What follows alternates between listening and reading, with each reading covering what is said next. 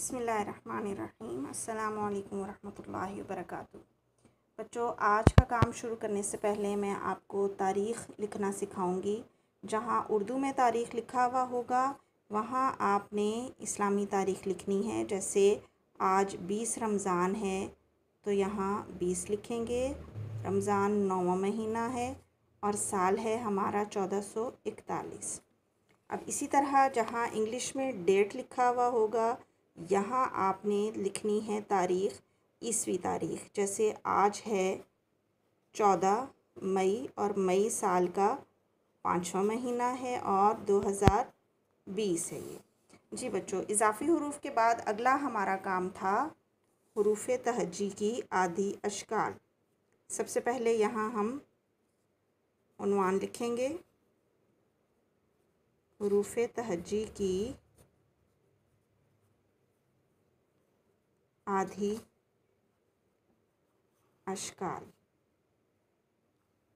ठीक है।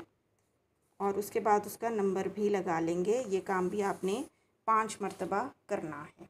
अब इसके बाद मैं आपको लिखना सिखाऊंगी। इसको आपने डबल अंडरलाइन भी कर लेना है। अलिफ़ की पूरी शक्ल होती है वो कभी भी आधी शक्ल में नहीं लिखा जाता। बे के ख़ानदान की अशकाल एक ही जैसी हैं।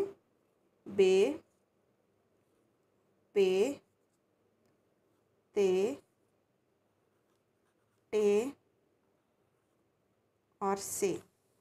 इसी तरह जीम के ख़ानदान की आधी शक्लें इस तरह लिखी जाएंगी। जीम, चे, हे, खे।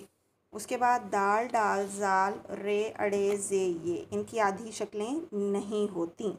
सीन की आधी शक्ल इस तरह और शीन की आधी शक्ल इस तरह लिखी जाएगी।